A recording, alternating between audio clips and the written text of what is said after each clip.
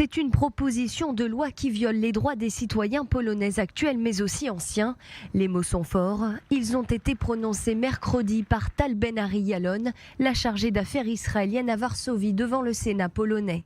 L'institution polonaise se penche sur un projet de loi qui permet d'introduire des réglementations et imposer une date de prescription pour les demandes de restitution. Résultat, certains biens juifs ne pourraient donc pas être rendus à leurs propriétaires. C'est une violation très grave des droits individuels des plaignants en général. Ce n'est pas seulement le problème des Juifs.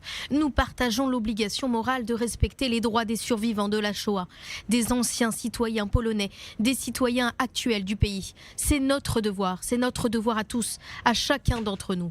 Le projet de loi fixe un délai de 30 ans pour récupérer les biens saisis par les forces nazies, empêchant essentiellement toute demande d'indemnisation de la Seconde Guerre mondiale ou tout appel de décision antérieure.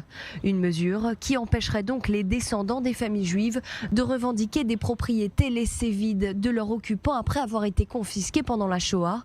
Pour le grand rabbin de Pologne, c'est un devoir moral de Varsovie d'accorder une quelconque indemnisation à toute personne dont les biens ont été confisqués, juive ou non.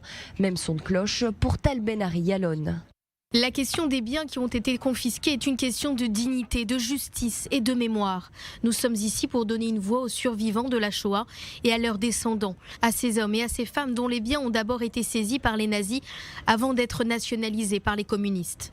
La Chambre basse du Parlement polonais avait approuvé cette loi le 24 juin dernier, mais le texte avait provoqué l'indignation de beaucoup de pays, dont Israël. Pour Jérusalem, il s'agit d'une loi immorale. Pour entrer en vigueur, la loi doit encore être adoptée par le Sénat et signée par le président polonais. Le vote est prévu pour le 19 juillet prochain.